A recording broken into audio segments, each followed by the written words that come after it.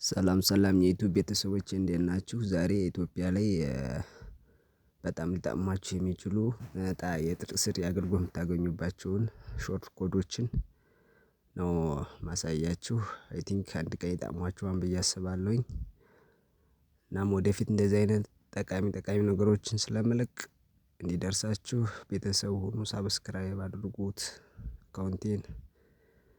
ቴንኪው አመሰግናለሁ። ባይ ባይ